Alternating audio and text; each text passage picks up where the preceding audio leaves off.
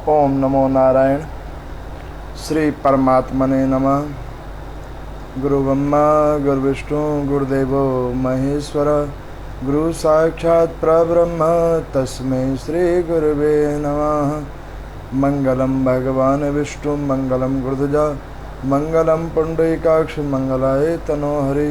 हरे कृष्णा कृष्णा कृष्णा हरे हरे, हरे राम राम राम हरे हरे। श्री मार्कंडेय पुराण की कथा, ऐसी अद्भुत कथा जिसको श्रवण करने से, चिंतन मंथन करने से, श्री मार्कंडेय जी कहते हैं जैमिनी और कौष्टुकी मुनि को कि जीव आत्मा का उन मनमंत्रों की कथा को श्रवण कर लेने से मन के अंदर के कई संशय कि पृथ्वी पे प्रादुर्भाव किस प्रकार से हुआ है जीवात्माओं का, कैसे कैसे करके जीवात्माओं की उत्पत्ति हुई है, किस किस प्रकार से प्रभु ने ब्रह्मा जी के द्वारा सृजन किया है इन मनवंतरों में मनुओं के द्वारा, उसकी अद्भुत कथाएं हम आपको गत आज 21-22 दिनों से सुना रहे हैं। इस कथा को आप लोगों ने बड़े ध्यान से श्रवण किया है। कई श्रद्धालु जनों के द्वारा पूछे गए प्रश्नों के अनुसार मुझे ये लगता है कि जो मैं कथा कह रहा हूँ उस कथा का सार तत्व वो उन सुनने वाले श्रोताओं के अंदर में उनके पूछे गए प्रश्नों के द्वारा मुझे ऐसा प्रतीत होता है कि उनको इन ग्रंथों और पुराणों की महिमा का धीरे धीरे असर हो रहा है। इस ग्रंथों की, इन पुराणों की कथाओं में जो रस तत्व है वो उनके अंदर में उतर रहा है। ये मुझे तब प्रतीत होता है जब आप लोगों के द्वारा प्रश्न पूछे जाते हैं। उसी कथाओं की श्रृंखला के अंदर में कल की कथा में मैंने आप लोगों को श्रवण करवाया था कि सूर्य नारायण भगवान की उत्पत्ति कैसे हुई। मैंने आपको ये भी बतलाया था कि एक ही पिता महर्षि कश्यप जो अमित तेजस्वी संत हैं, ब्रह्मा जी के ओजस पुत्र हैं, ऐसे ओजस पुत्र कि एक स्त्री से देवता उत्पन्न है और अन्य स्त्रियों से दानव, दैत्य, असुर और यक्ष, गंधर्व और किन्नर आदियों की उत्पत्ति है। बड़ी अद्भुत कथा है। ये कई चीजों को दर्शाता है।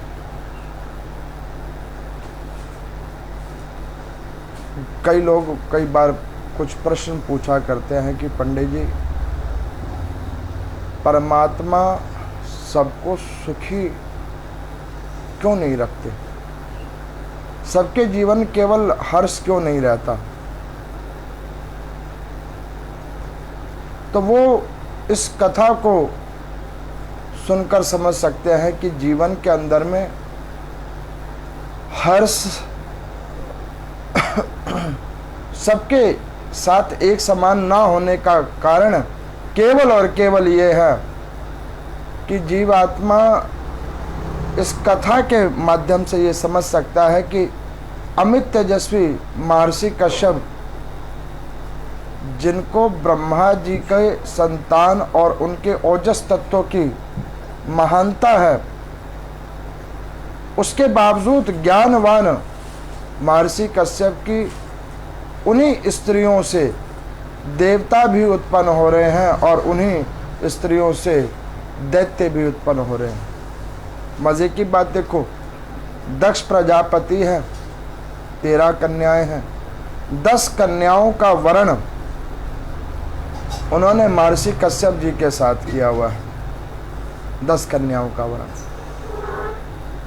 और 10 कन्याओं का वरण होने के बावजूद भी बड़ी अद्भुत बात है कि उनकी ज्ञान और योग्यता उनके उन तत्वों को ये महानता और प्रधानता देता है कि जीवन में जीव आत्मा अपने कर्म अनुसार सुख अथवा दुख को प्राप्त करता है, कर्मानुसार। तो उसकी कथा मैंने आपको कल की कथा में श्रवण करवाया था। अब आज की कथा के अंदर में वही मार्कंडेय मुनि जी को कौष्टकी ऋषि पूछने लगे कि हे महात्मन, आपने सूर्य नारायण भगवान की कथा सुनाई कि उनकी उत्पत्ति कैसे हुई। अब आप कृपा करके उन्हीं सूर्य नारायण भगवान की महिमा बतलाइए और इस मार्कंडेय पुराण की कथा को श्रवण करने का क्या फल है, वो फल कृपा करके बतलाइए। क्योंकि इस पुराण के अंदर में मनवंतरों की कथा को श्रवण करने के बाद में हमने एक चीज का बोध लिया कि पृथ्वी लोक के ऊपर में जो श्रीमन नारायण भगवान इच्छा करते हैं, केवल और केवल वही ब्रह्मा जी भी सृजन करते हैं। वो हमने इन कथाओं के माध्यम से समझ लिया। मैंने आप लोगों को देवी भागवत की भी कथा सुनाई थी इसी कथा श्रृंखला के अंदर में। आप लोगों ने उसको श्रवण किया था देवी भागवत की कथा में भी, कि माता का प्रादुर्भाव भी श्रीमन नारायण भगवान उनकी योग निद्रा से उत्पन्न हुआ था। वो महामाया आदि शक्ति, उनकी उत्पत्ति भी जो है श्रीमन नारायण भगवान की निद्रा से उत्पन्न हुई थी। उसकी भी मैंने आप लोगों को अद्भुत कथा सुनाई। तो इन कथाओं के बाद में मार्कंडेय ऋषि से पूछा उन कौष्टकी मुनि जी ने कि प्रभु कृपा करके अब आप ये बतलाइए कि इन सूर्य नारायण भगवान की क्या महिमा है। ये सूर्य नारायण भगवान, इनकी क्या महिमा है। तो यहाँ पर वो कहने लगे कि देखो, सूर्य नारायण श्रीमन नारायण भगवान का एक रूप है, एक उनका अवतरण रूप है। जो कल की कथा में मैंने आपको बतलाया था कि उन्हीं के द्वारा, उनके किरणों के द्वारा पृथ्वी पर जीवन संचेतना हो रही है, वो केवल और केवल श्रीमन नारायण है। आप लोगों को मैंने कई बार कथाओं में भी बतलाया कि ब्रह्मा जी ने सृजन किया है, भरण पोषण श्रीमन नारायण कहते हैं, और संहार करता स्वयं भोलेनाथ हैं। उन्हीं के प्ररूप होने का ये अद्भुत प्रमाण है कि श्रीमन नारायण जिस प्रकार से पृथ्वी पर भरण पोषण करते हैं, ठीक उसी प्रकार से सूर्य नारायण भगवान अपनी किरणों से पृथ्वी लोक के ऊपर में चेतना, और चेतना के अंदर में जीवात्माओं की उत्पत्ति अपने उन किरणों के तत्वों से करते हैं। ये इस कथा को दर्शाता है। अब यहाँ पर मार्कंडेय ऋषि से कौष्टकी मुनि ने पूछा कि प्रभु कृपा करके अब इन सूर्य नारायण भगवान की महिमा आप बतला दीजिए। तो कहने कि सूर्य नारायण भगवान की तो बड़ी अद्भुत महिमा है। तो कहने कि इनकी क्या महिमा है, कृपा कर बतलाइए। तो यहाँ पर सूर्य नारायण भगवान की महिमा वो बतला रहे हैं कि देखो हे ऋषि, पूर्व काल के अंदर में एक राज्यवर्धन नाम के एक बड़े प्रतापी महाराज थे। बड़े अद्भुत वो महाराज थे, राज्यवर्धन नाम था उनका। उन्हीं के राज्य के कुछ दूरी पर एक दूसरा प्रदेश था जहाँ के महाराज थे विदुर रथ। उनकी एक पुत्री थी जिनका नाम था माननी। उन विदुरथ महाराज जी की पुत्री का विवाह महाराज राज्यवर्धन से हुआ था। मार्कंडेय ऋषि कहते हैं कि देखो,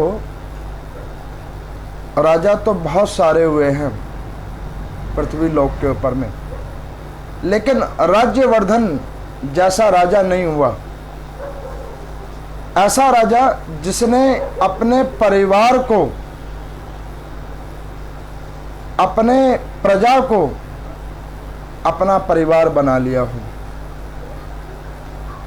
राजा की अपनी बहुत सारी संतानें हैं,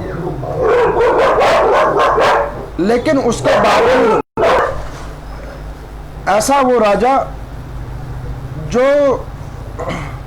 अपने संतानों के होने के बावजूद उसका एकमात्र ध्यान केंद्र केवल और केवल प्रजा की ओर, प्रजा के हर सुख दुख के अंदर में वो राजा अपने सुख दुख को जोड़ लेता। ऐसा प्रतापी राजा। मार्कंडेय मुनि कहते हैं कि हे कौशिकी जी, ध्यान से सुनना, पृथ्वी पे ऐसे बहुत कम लोग होते हैं जो दूसरों के दुख को अपना दुख समझे और अपने सुख में दूसरों के दुख को भी बांटे। ऐसे सात्विक विचार वाले जीवात्मा बड़े कम होते हैं। तो वो ऋषि कहने लगे कि महाराज, ये तो बड़ी अद्भुत वार्ता है। वाकई ऐसे पृथ्वी पे बड़े कम लोग होते हैं जिनके ऊपर में हरि भगवान इतनी कृपा करते हैं और उनके अंदर में इतने सात्विक विचार होते हैं। अब वो राज्यवर्धन महाराज एक दिन अपनी पत्नी के साथ एक बगीचे के अंदर में बैठे हुए थे, और वो बगीचे के अंदर बैठे हुए थे तो उनकी पत्नी ने कहा कि महाराज, अगर आपका आदेश हो तो हम आपके सर में तेल लगा दें। तो महाराज ने कहा कि देवी, आपकी जो इच्छा हो। अब उन महारानी ने महाराज को बिठाया एक आसन पर और तेल लेकर उनका मुकुट उतारा और सर के अंदर में मालिश करना उन्होंने प्रारंभ करा। जो ही रानी ने महाराज के सर पर तेल लगाया और सर की मालिश करना प्रारंभ किया तो उसकी दृष्टि एक महाराज के सफेद बाल के ऊपर पड़ गई, श्वेत बाल की ओर। उस श्वेत बाल को देखकर, उस श्वेत केश को देखकर महाराज की ओर उस महारानी ने और अधिक दृष्टि डालकर अपने आप को और केंद्रित रूप करके महाराज के सिर की ओर देखा। तो उस रानी ने क्या देखा कि महाराज के केशों में कई बाल सफेद हो गए हैं। उन सफेद बालों को देखकर रानी के नेत्रों से आंसू गिर गए, और उन रानी के जब नेत्रों से आंसू गिरने लगे तो महाराज के शरीर के ऊपर में रानी के नेत्रों से गिरा हुआ जल पड़ता हुआ देखकर उन्होंने रानी को पूछा कि देवी, तुम्हारे को एकदम से ये क्या हो गया? अभी तुम तेल की मालिश मेरी कर रही थी और ये मालिश करते करते तुम्हारे को एकदम से क्या हो गया? तुम्हारे नेत्रों से इस प्रकार से जल क्यों गिरने लगा? तो वो रानी का स्वर भारी हो गया और उन्होंने क्या कहा कि महाराज, अभी आपके आदेशानुसार मैंने इस तेल से आपके सर की मालिश की है और उसमें मैंने ये श्वेत बालों को देखा और उस श्वेत बालों को देखकर मेरा मन भर आया कि अब मेरे महाराज बूढ़े हो गए हैं, प्रौढ़ावस्था को प्राप्त हो गए हैं। और उस प्रौढ़ावस्था को ध्यान करके उसके भयावक रूपों का और आदि अनादि उनके कारणों को जानकर मैं कुंठित होकर अपने आप को रोक नहीं पाई और मेरे इन नेत्रों से जल गिर गया। महाराज हंसकर कहने लगे कि देवी, ये तो एक सृष्टि का नियम है। एक बच्चा जब पैदा होता है तो उसके माता पिता उसको धीरे धीरे धीरे धीरे भरण पोषण करते हैं। अंडकोश से उत्पन्न बच्चा मानव शरीर पूर्ण रूप से प्राप्त करता है। उसी प्रकार से वो मानव बढ़कर फिर प्रौढ़ावस्था की ओर जाता है। एक स्वंग शरीर, साफ शरीर, वही शरीर झुर्रियों का हो जाता है प्रौढ़ावस्था में आकर। जो सुर्ख काले बाल थे वो श्वेत होने चालू हो जाते हैं, आंखों से दिखना कम शुरू कर देता है, कानों से सुनना कम कर देता है। इसमें रोने की क्या बात है देवी? ये तो एक नियम है, ये ब्रह्मा जी का नियम है। इस पृथ्वी लोक के ऊपर में तो आने और जाने का ये तो एक नियम है। तो उन्होंने कहा कि महाराज, मैंने कभी जीवन में सोचा नहीं था कि आप कभी बूढ़े हो जाओगे। और जब मैंने ये भी सुना, जब व्यक्ति बूढ़ा हो जाता है, रोगों से ग्रसित हो जाता है, तो उसका शरीर भी छूट जाया करता है। तो महाराज ने कहा कि देवी, इसमें भय की क्या बात है? इसमें भय की क्या बात है? मैंने 7000 वर्षों तक इस राज्य को प्रजा के समान मैंने पालन पोषण किया है, पुत्र के समान मैंने पालन पोषण किया है। मेरे तुम्हारे द्वारा अनेकों अनेकों संतान है, कई पुत्र संतान है। और वैसे भी ये तो एक नियम है ना कि भूत जब तक पीछे नहीं हटेगा तब तक भविष्य आगे कैसे आएगा? भूत को तो पीछे हटना ही पड़ेगा। एक बार मैं कहीं पे गया, वहाँ पर किसी वृद्ध व्यक्ति की मृत्यु हो गई, तो उनके शोक सभा में मैं गया था। तो वहाँ पर वो बड़े कुंठित होकर पूरा परिवार रो रहा था। तो उस परिवार के उस दिवंगत आत्मा का, जो उसकी बेटी थी, वो ज़्यादा दुखी होकर रो रही थी। तो वो रोते रोते मेरे पास में आए और हाथ जोड़कर कहने लगे कि पंडित जी, हमारे पिताजी कहाँ चले गए? मैंने सुना,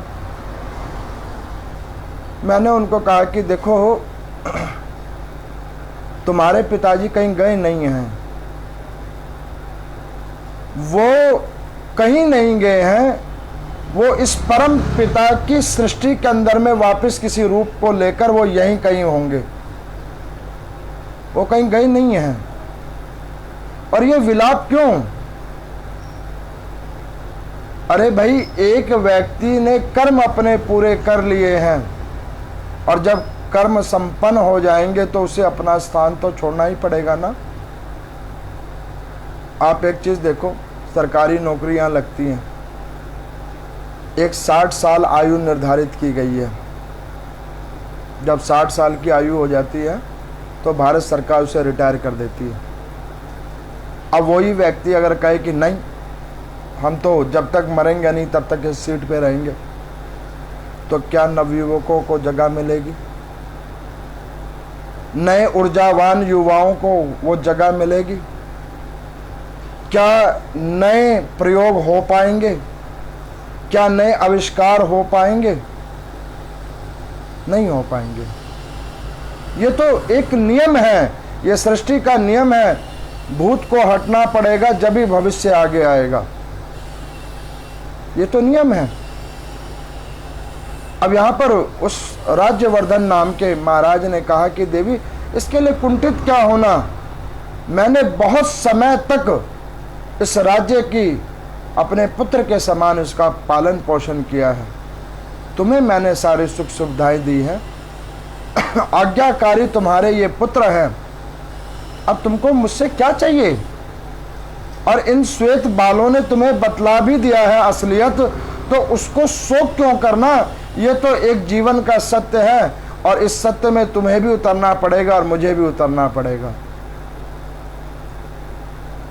अब उस रानी के रुदन को देखकर वहां पर उन महाराज के मंत्री भी खड़े थे।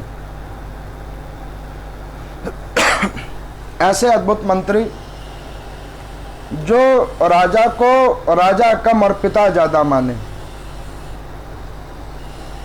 वो राजा साहब के पास में खड़े खड़े वो भी रोने लग गए, रानी के नेत्रों के जल को देखते हुए। वो कहने लगे कि महाराज, मैंने कभी जीवन में ये नहीं सोचा था कि आप नहीं रहोगे तो मैं इस राज्य का मंत्री बना रहूँगा। तो महाराज ने कहा कि भैया, पृथ्वी में हर जीवात्मा आता और जाता है, कार्य अपने आप उसके अनुरूप हो जाया करते हैं। किसी के रहने से कोई कार्य हो नहीं जाता और किसी के चले जाने से भी कोई कार्य रुक नहीं जाता। ये तो परमात्मा का नियम है, आना और जाना ये उनका प्रावधान है। जिस प्रकार पृथ्वी गोल गोल घूमती है सूर्य नारायण के भगवान के इर्द गिर्द, उसी प्रकार से जीव आत्मा भी एक दूसरे के साथ कर्म बंधन में बंधकर इर्द गिर्द होकर घूमता रहता है। ये तो वस्तुत नियम है। अब इस प्रकार से वो राज्यवर्धन जी ने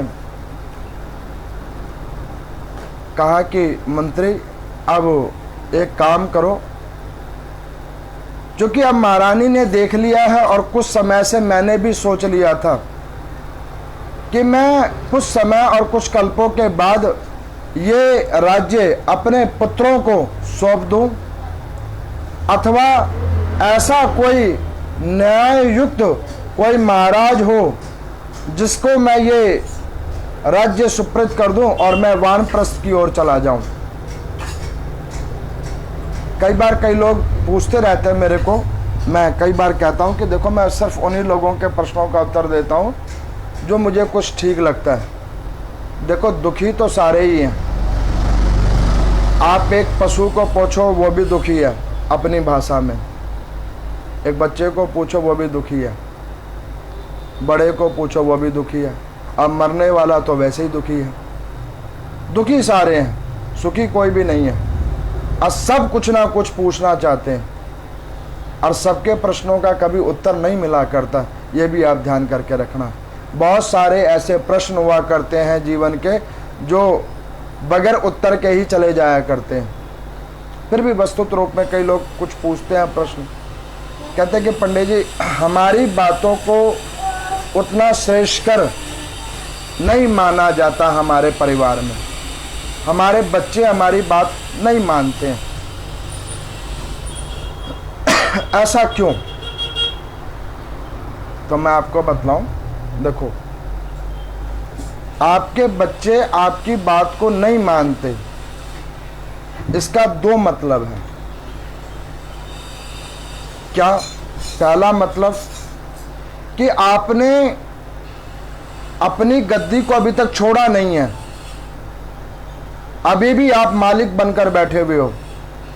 वैसे तो आप कह रहे हो कि नहीं नहीं, मुझसे कुछ होता नहीं, मैं अब कुछ करने के योग्य नहीं हूं, लेकिन फिर भी अभी मालिक आप ही बनकर बैठे हुए हो।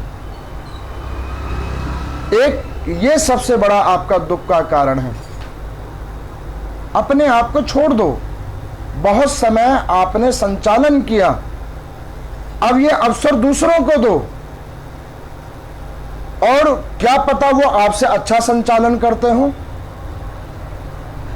और आपने सबके भाग्य की जिम्मेदारी तो नहीं ले रखी ना, आप अपने कर्मों के जिम्मेदार हो। मैं उन सभी प्रौढ़ावस्था वाले श्रद्धालुओं को कहता हूं, जो लोग अभी लाइव सुन रहे हैं अथवा डी लाइव इसको सुनेंगे, कि भाई सारा झमेला आप ही ने अपने गले में क्यों पाल रखा है? कुछ नए वालों को भी तो दे दो। अगर आप ही सब कुछ कर लोगे और उनको कोई अवसर नहीं मिलेगा तो फिर वो आगे कैसे बढ़ेंगे? और आप सबके भाग्यों को खुद तो नहीं सुलभ करके भुगवा सकते, ये आपके भी अधीन नहीं है। ये तो परमात्मा की इच्छा अनुसार है, जीवात्मा के कर्म अनुसार है। तो महाराज ने कहा कि हे मंत्री, अब आप एक काम करो कि सभा लगाई जाए, विद्वान ब्राह्मणों को बुलवाया जाए, ज्योतिषियों को बुलवाया जाए, और इस नगर के अंदर में मेरे पुत्रों समेत अन्यत्र कोई ऐसा विद्यमान व्यक्ति अगर आपको मिलता हो जो इस राज्य को अच्छे से भरण पोषण कर सकता हो, तो उसको अब इस सिंहासन के ऊपर बिठाना चाहिए। यहाँ पर सूत जी से ऋषिगण पूछते हैं कि ऐसा तत्व कैसे है इस महाराज के अंदर में जिसने एक क्षण में सारा मोह ममता को त्याग कर दिया। ऐसे बड़े कम लोग होते हैं। कई लोगों को 80-80 साल की उम्र हो जाती है, 90-90 साल की होती है, लेकिन उनकी आदत हो गई है कई चीज़ों की, वो आदत उनकी नहीं छूटती। मान के चलो किसी की आदत हो गई किसी चीज़ में चौधराहट करने की, वो मर जाएंगे लेकिन चौधराहट उनकी जाएगी नहीं। क्यों नहीं जाएगी? क्योंकि उनकी दुर्गति उसी में लिखी हुई है। गति नहीं लिखी है, दुर्गति लिखी हुई है। क्यों दुर्गति लिखी हुई है उसका मैं बताता हूँ। क्या होता है, जब व्यक्ति कम आयु का होता है तो उसकी सोचने की शक्ति तेज होती है, तो उसमें कोई दिक्कत हो जाती है तो उसको संभालने में वो सक्षम होता है। लेकिन जब वही उसकी प्रौढ़ावस्था आ जाती है तो उसकी सारी शक्तियाँ क्षीण हो जाती है। परमात्मा कहते हैं कि बस अब बैठो, आराम से बैठो, भागना बंद करो, बैठो। एक संत कहते हैं कि पता नहीं कौन सी ऐसी अंधी दौड़ में भागता जा रहा है, ना तो रास्ता नजर आ रहा है और ना ही कोई मंजिल नजर आ रही है, बस भागा जा रहा है। कौन सी ऐसी अंधी दौड़ में भागा जा रहा है? तो राजा साहब ने उस सभा को बुलवाया और कहा कि देखो, आप सब लोग आओ, और मैंने एक मन से इच्छा किया है कि मैंने 7000 वर्षों तक इस प्रजा की सेवा की है और इस राज्य से अब मैं निवृत्त होना चाहता हूं, और ये साम्राज्य मैं किसी योग्य व्यक्ति के हाथ में देना चाहता हूं ताकि इसका संचालन वो सदुपयोग तरीके से करें, प्रजा को पुत्र के समान उसकी सेवा भाव करें। अब इस बात को जब सारी सभा ने सुना तो वहां पर सारे लोगों ने एक स्वर में रोकर कहने लगा कि महाराज, ऐसा पृथ्वी पे कोई और महाराज नहीं होगा। नहीं तो ऐसे भी लोग होते हैं जो बगैर किसी सूचना के वो गद्दी पे बिठा दिया करते हैं, आगे से ये महाराज बनेंगे। आप प्रथम ऐसे महाराज हो जिन्होंने ये जनसभा बुलाकर इस प्रकार से संबोधन किया है। हमारी इच्छा ये है कि हमारे महाराज तो केवल आप ही आप रहोगे। अब इस प्रकार से जब उनको कहा तो राजा ने कहा कि देखो कि मेरी प्रौढ़ावस्था आ गई है, मैं बूढ़ा हो चुका हूं, और इस प्रौढ़ अवस्था के अंदर में अब मेरे से ये साम्राज्य संभाला नहीं जाएगा।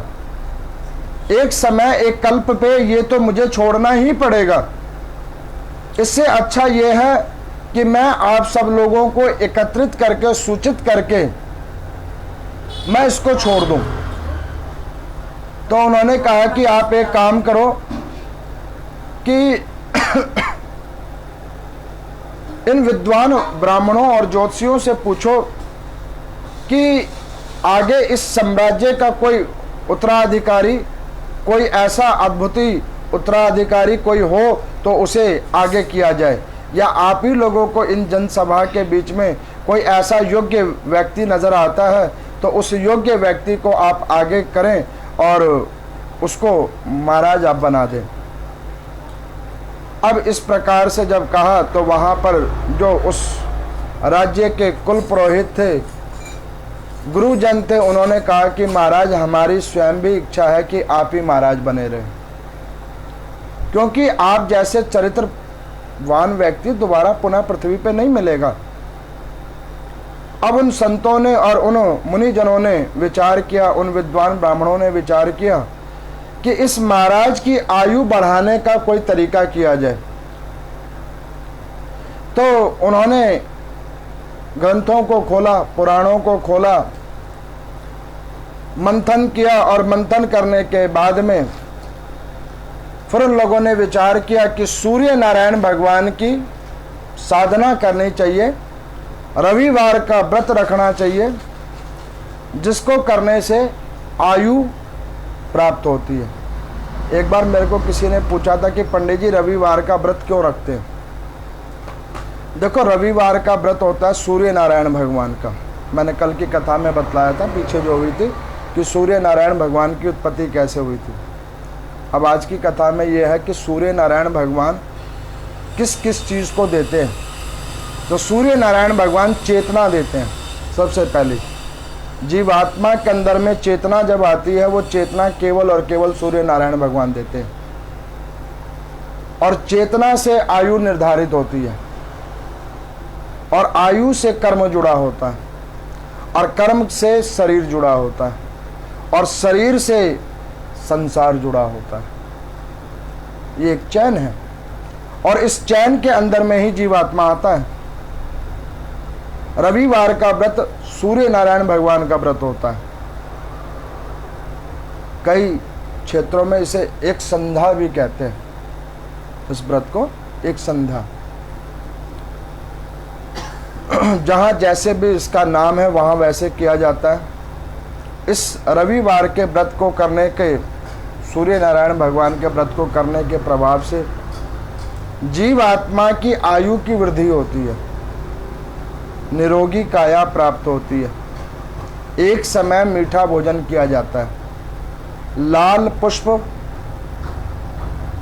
जल के अंदर में रखकर, लाल सिंदूर रखकर सूर्य नारायण भगवान को जब वो उदय हो रहे होते हैं तब अर्घ देकर आदित्य हृदय स्तोत्र का जो कोई पाठ करता है, अथवा सूर्य स्तुति स्तवन का जो कोई पाठ करता है, तो उस जीवात्मा का कल्याण होता है।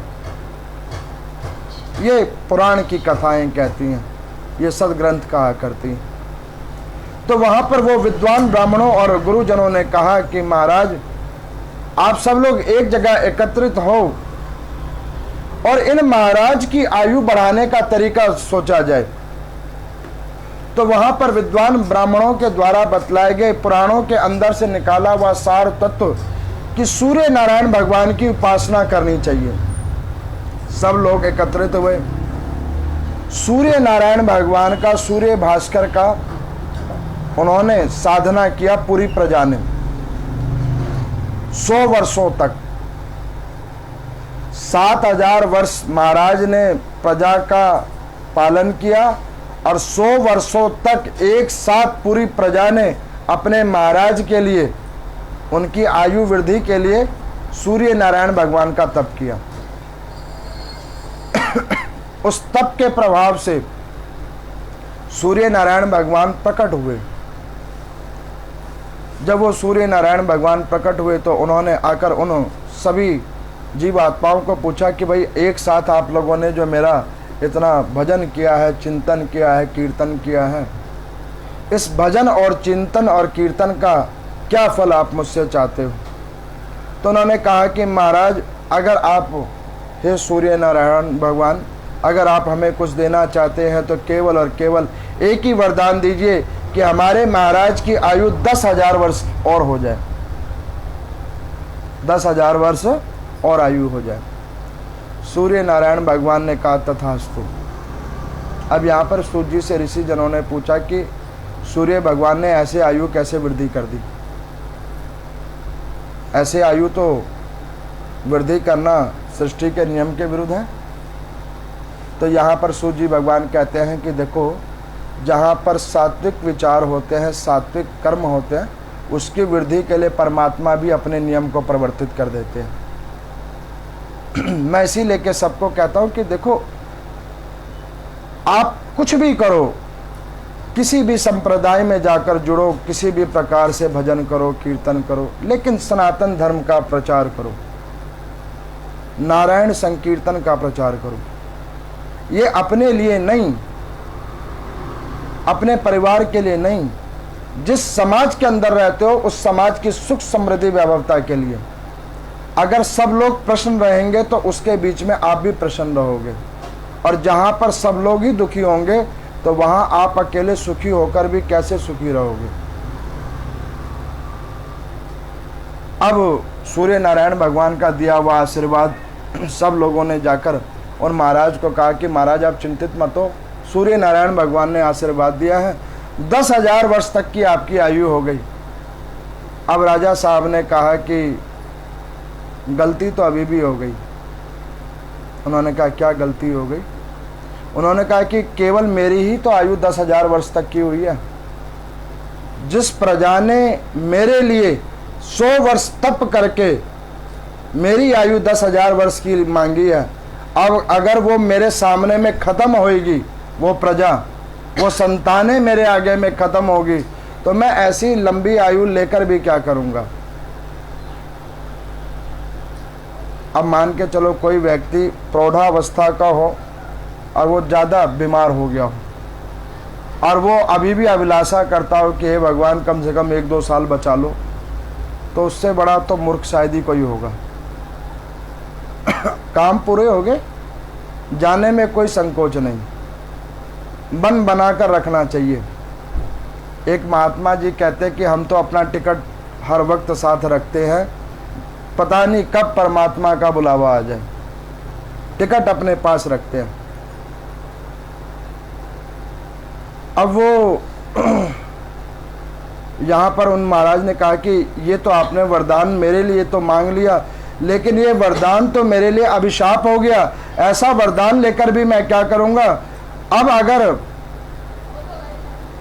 तुम्हारी अगर आयु कम होगी और मेरी आयु ज़्यादा होगी, तो मैं ऐसे दुख भरे पल बगैर अपनों के साथ भोगूंगा कैसे। तो सो नहीं, इससे अच्छा मैं ये राज्य अभी छोड़ देता हूँ।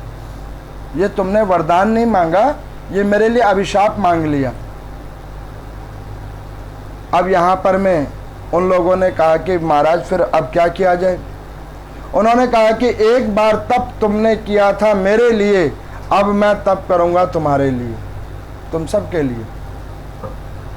देखो कई लोगों को मैं कहता हूँ कि छोटी छोटी जिंदगियाँ हैं, किस चीज़ का घमंड करके बैठे हो, क्यों? अरे मर जाओगे, ना ये घर काम देगा ना बंदे काम देंगे। और तो और जो कठोरता अपने साथ ले जाओगे, कठोर मन के अंदर में बसा के ले जाओगे, तो वो भी याद करोगे कि क्यों ऐसा हमने किया। इससे अच्छा तो लोगों से प्रेम ही कर लिया होता।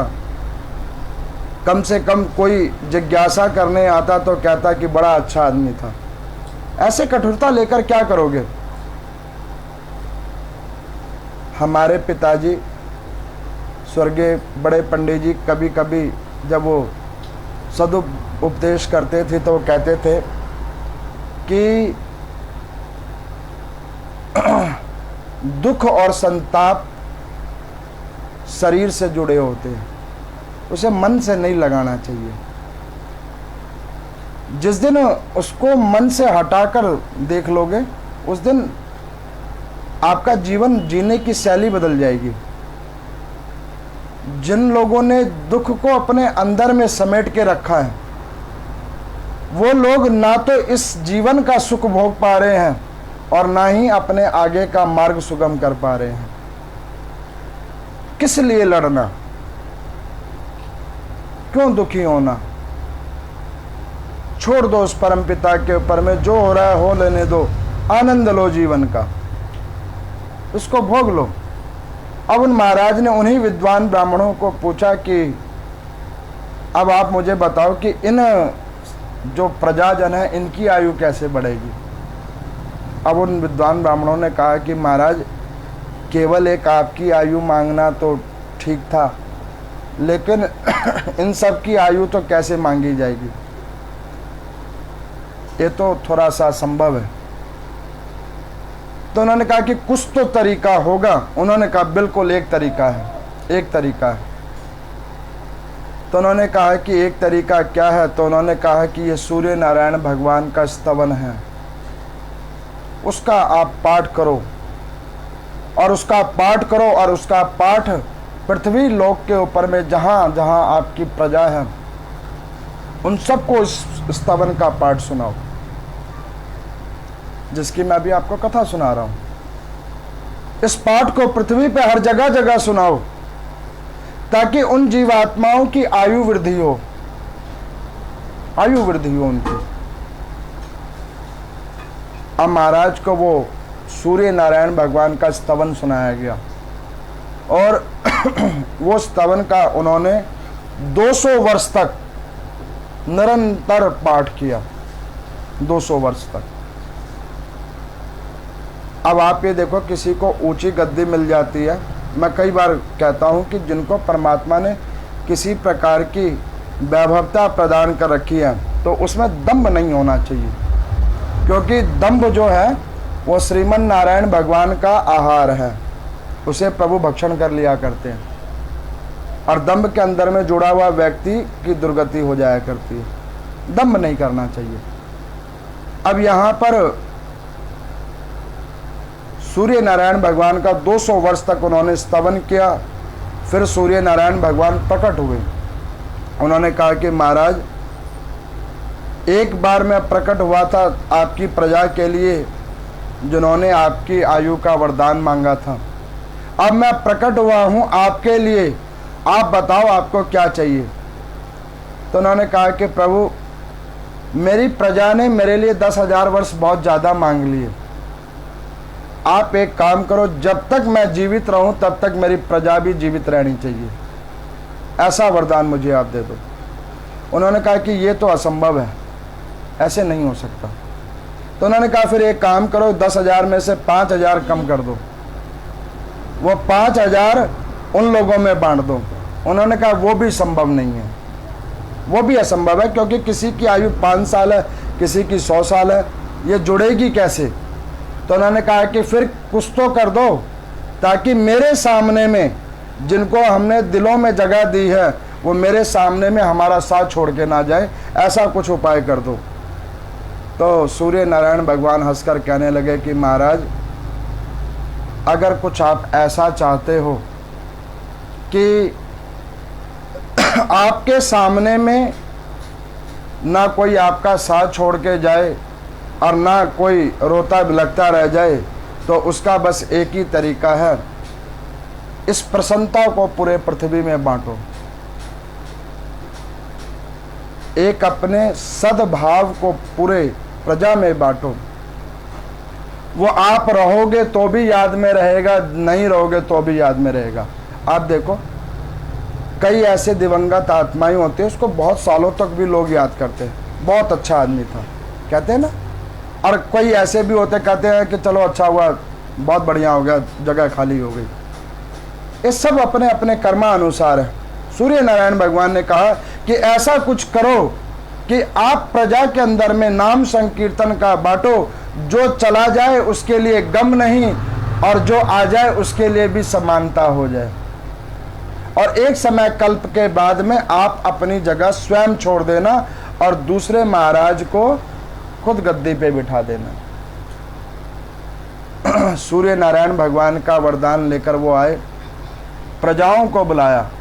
उन्होंने कहा कि देखो, हमारी प्रजा में जो सबसे कम आयु का जीवात्मा है वो अब इस राजगद्दी पे बैठेगा। संचालन मैं करूंगा, लेकिन राजगद्दी पे वो बैठेगा, ताकि कोई छूट के अगर जाएगा तो उसका दर्द ना उसको लगेगा और ना मुझको लगेगा, लेकिन संचालन मैं करूंगा। तो इस प्रकार से मार्कंडेय मुनि कहते हैं कौशिकी ऋषि को कि देखो, ये सूर्य नारायण भगवान की कथा की महिमा है। इसके बाद में जैमिनी ऋषि जो ये कथा को उन विद्वान पक्षियों के द्वारा सुन रहे थे, वपु नाम के पक्षी के द्वारा जो सुन रहे थे, उन्होंने कहा कि प्रभु, इस मार्कंडेय पुराण की कथा का सार तत्व क्या है, इस कथा का पुण्य फल क्या है, कृपा करके आप कहिए।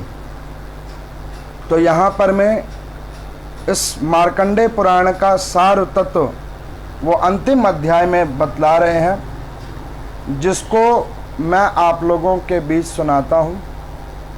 आप लोगों ने ध्यान से सुना होगा, जब मैंने पहला अध्याय सुनाया था तो पहले अध्याय के अंदर में मैंने आप लोगों को बतलाया था कि इन्हीं जैमिनी ऋषि ने पूछा था कि पांडवों के सब कुछ होने के बावजूद द्रौपदी के 5 बच्चे कैसे मारे गए थे।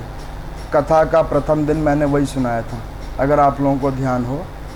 कई लोग, मेरे को बड़ा अच्छा लगता है जो इन कथाओं को बाहर से भी देखकर सुनते हैं। अभी एक हमारी श्रद्धालु गई हुई है बाहर, तो वो रात को सुनती हैं, तो वो जब मैसेज भेजते तो मुझे पता लगता है कि अच्छा उसने शुरू कर लिया। पूनम आंटी जी वो रात को देखती हैं तो वो उस पर मैसेज डालते हैं, तो मुझे पता लग जाता है अच्छा वो भी अभी सुनना शुरू किया। तो कहने का अभिप्राय यह है कि जिसकी जैसे श्रद्धा है, तो वो कथा की शुरुआत हमने वहाँ से की थी। द्रौपदी के उन 5 पुत्रों के मरण की कथा से शुरुआत की थी, जिसमें वो दक्ष नाम वाले उस विद्वान पक्षीराज के पास गए थे जो वपु नाम से थे। उनके 4 ज्ञानवान पुत्र थे जिन्होंने नाना प्रकार की कथाएं और प्रसंग सुनाई। उन प्रसंगों को मैंने आप लोगों को नाना प्रकार के रूपों से सुनाया। फिर उसके बाद मनवंतरों की कथा आज गत 8-10 दिन से तो वही मैं सुना रहा हूँ। उसके बाद फिर आप लोगों को देवी भागवत की कथा भी मैंने सुनाई, जिसके अंदर में मैंने आपको कथा के रूप में बतलाया कि कैसे श्रीमन नारायण भगवान की योग निद्रा से माँ भगवती का प्रादुर्भाव हुआ, वो माता काली कैसे बनी, चंडिका कैसे बनी, और उनसे ही कैसे सृष्टि का उद्धार होने लगा। एक कथा भी मैंने इस मार्कंडेय पुराण से सुनाया, क्योंकि देवी भागवत की कथा जो है मार्कंडेय पुराण से ही निकली हुई है। वो मेधा ऋषि जो थे उसी मार्कंडेय पुराण में उनका सचित्र है, और उस सुरथ नाम वाले महाराज को ये पूरी कथा सुनाई गई थी, देवी भागवत की कथा। वो भी मैंने आप लोगों को इन 1 महीने के अंदर में सुनाया।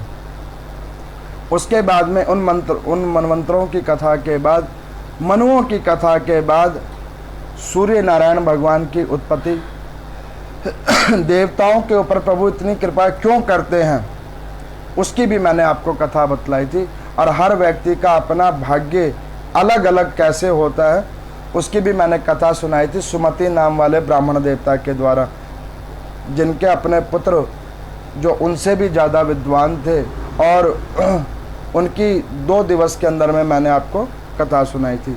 वो चाहते थे कि उनका पुत्र गृहस्थ आश्रम में जाए, लेकिन वो कहता था कि मैं वानप्रस्थ आश्रम में जाऊंगा। ये कथा की वीडियोस हैं, आप लोग रिपैक करके भी देख सकते हैं। तो इन कथाओं के बीच में मेरे पास में बहुत सारे प्रश्न पूछे गए, जिनको मैंने कथाओं के बीच में भी कईयों का उत्तर दिया। लेकिन वस्तुत रूप में अब मैंने कुछ समय से ये नियम बनाया है कि जिस दिन मैं कथा का भोग डालता हूँ, सिर्फ उसी दिन कुछ ऐसे प्रश्नों का ही उत्तर दूंगा जो मुझे लगा कि हाँ भाई इस पुराण के द्वारा पूछे गए बड़े अद्भुत प्रश्न हैं। जैसे मेरे को किसी ने पूछा था कि पंडित जी कि वैवस्वत मनु जो हुए, उन मनु का नाम हम लोग संकल्प के अंदर में भी कई बार श्रवण करते हैं, क्या उन्हीं मनु की मनवंतर के अंदर में हम हैं? ये प्रश्न मुझे कुरुक्षेत्र के अंदर से किसी श्रद्धालु ने पूछा था। तो मैं आपको बताऊं कि देखो, वैवस्वत मनु जो हुए हैं उनका टाइम पीरियड सबसे ज़्यादा था, क्योंकि उनके अंदर में एक चतुर्युगीय के अलावा 2 चतुर्युगीय और आए थे। उसी समय में भगवान नरसिंह अवतार लेकर आए थे। उसी समय काल में परमात्मा वराह रूप लेके आए थे। इसी लेके वैवस्वत मनु का ही प्रायः हम लोग संकल्प में उच्चारण करते हैं। दूसरा प्रश्न मेरे को पूछा था हिमाचल प्रदेश से, वो भी बड़े श्रद्धावान श्रद्धालु हैं, कई समय से वो नाना प्रकार की और भी कई चीज़ें पूछते हैं। लेकिन उनका एक प्रश्न मुझे बड़ा अच्छा लगा था। उन्होंने पूछा था कि महाराज, भौतकी नाम के जो मनु हुए थे, उन मनु के ऊपर में परमात्मा की ऐसी कौन सी कृपा हुई जो उनका क्रोध एकदम से कम हो गया। ये अभी 7 दिन पहले मैंने आपको कथा में सुनाई थी। देखो, क्रोध कम होने का केवल एक ही तरीका है कि क्रोध की जगह पे नाम संकीर्तन आप डाल लो। क्रोध की जगह नाम संकीर्तन डाल लो और कुछ समय शांत होना शुरू कर दो। जब तक आप शांत नहीं होगे ना, तब तक आप ऐसे ही दुखी रहोगे। शांत होना शुरू हो जाओ। मैं देखता हूँ कई लोग क्या करते हैं कि कई आडंबरों से जुड़े हुए हैं, पता नहीं किसको दिखाने के पीछे जुड़े हुए हैं। अरे अपने को आप किसको दिखा रहे हो? कौन देख के आपको आगे बढ़ाता हुआ सोच रहा है या कुछ और सोच रहा है? अपने मन को शांत करने का तरीका यह है कि खुद ही पहले शांत हो, तब जाके आपका क्रोध रुकेगा। आपने ये प्रश्न पूछा था और मैंने आपको कहा था कि नमो नारायण का नाम संकीर्तन किया कीजिए, उसका करो, अपने आप उसका प्रभाव होएगा। मैंने तो आपको बताया भी था ना कि ब्रह्मा जी के मुंह से निकला था ओम नमो नारायण। कैसे निकला था? और पृथ्वी लोक के ऊपर में सबसे पहला अगर कोई मंत्र है तो वो केवल और केवल यही है, ओम नमो नारायण।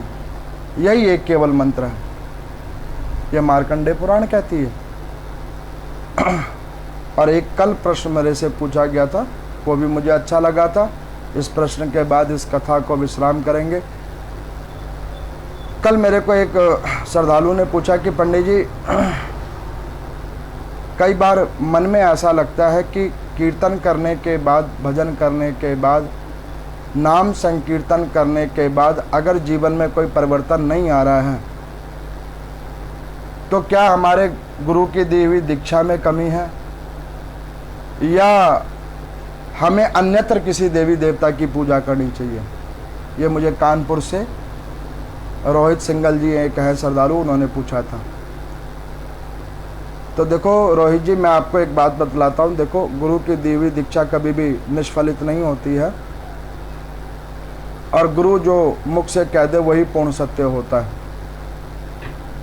अगर आपको उस दीक्षा में सच्चाई नजर नहीं आई है, गुरु के वचनों में अगर आपको सत्य नजर नहीं आ रहा है, तब तो आप किसी भी जगह चले जाओगे, आपको कोई फल नहीं मिलने वाला। कैसा भी भजन कर लो, कैसा भी कीर्तन कर लो, आपको कोई फल नहीं मिलेगा। क्यों नहीं मिलेगा? क्योंकि आपको जिन गुरु ने सत शिक्षा दी, आपको उनकी सत शिक्षा में विश्वास नहीं आ रहा, तो आपका आगे कल्याण कैसे होगा?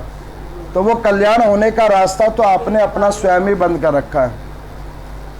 और मैं तो ये कहता हूँ कि कीर्तन अथवा भजन व्यक्ति किसी प्रकार की सुख के लिए नहीं करता है। आप मान के चलो, कई बार हम लोग भोजन करते हैं, एक रोटी चावल सब्जी खाना और एक फास्ट फूड खाना, जीव के स्वाद के लिए, एक स्वाद के लिए खाना और एक शरीर को स्वस्थ रख के लिए खाना। अब जो आपने स्वाद के लिए खाया है, उससे आपके शरीर में क्या बढ़ रहा है? कुछ भी नहीं बढ़ रहा, केवल रोग दोषों के अलावा। लेकिन वही आप उसको सात्विक भोजन अगर ले रहे हो, संचित भोजन आप ले रहे हो, तो आपका शरीर स्वस्थ रह रहा है। ठीक उसी प्रकार से गुरु की दी हुई दीक्षा जो होती है वो सात्विक भोजन के प्रकार से होती है जो शरीर के लिए वास्तविक रूप में जरूरत होती है, जो आपके इस आध्यात्मिक शरीर के लिए वास्तविक रूप में जरूरत है। और वो चटक मटक वाला फास्ट फूड होता है, जो मान के चलो हमने आज कहीं और गए, वहाँ पे देखा कोई और कथा सुना रहे थे, वहाँ बैठ गए, कहीं और कीर्तन हो रहा था वहाँ बैठ गए, वहाँ कुछ देर लगा, फिर कहीं और कुछ हो रहा था वहाँ बैठ गए, किसी और ही संप्रदाय में कोई मिठाई बांटी जा रही थी, वहाँ बैठ के खा लिया, बड़ा आनंद आया। उससे कुछ भी नहीं होगा। वो सब चटक मटक की वस्तुएं हैं। वो चटक मटक केवल क्षणिक सुख रूप में आपको स्वाद तो दे सकती है, लेकिन वास्तविक रूप में आपको सुख और शांति प्रदान नहीं कर सकती, जो आपके आध्यात्मिक शरीर को चाहिए। तो आध्यात्मिक शरीर को अगर आपको सुख और शांति प्रदान करनी है, तो गुरु की दी हुई दीक्षा उसको पूर्ण रूप से आप मानिए।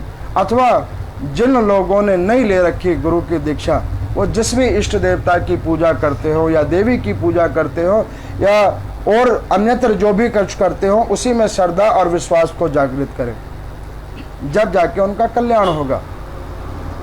तो इस प्रकार से इस मार्कंडेय पुराण की कथा, आप लोगों के द्वारा पूछे गए प्रश्नों की कथा, मैंने जो मेरा ज्ञान और अनुभव था, उस ज्ञान और अनुभव के अनुसार मैंने आप लोगों को बतलाया। मुझे कभी कभी लगता है कि वन साइडेड मैं केवल आप लोगों को कथा सुना रहा होता हूँ। कुछ श्रद्धालु, हाँ, कई बार ऐसा हो रहा होता है, तो नहीं कुछ तो पूछती हैं, कुछ पूछती हैं, हाँ, तो जो भी कोई पूछती है, हाँ, ठीक है, तो नहीं, ऐसा है ना कि जिन जिन का मैं उत्तर देता हूँ मैं उनका उत्तर देता भी हूँ परस्पर।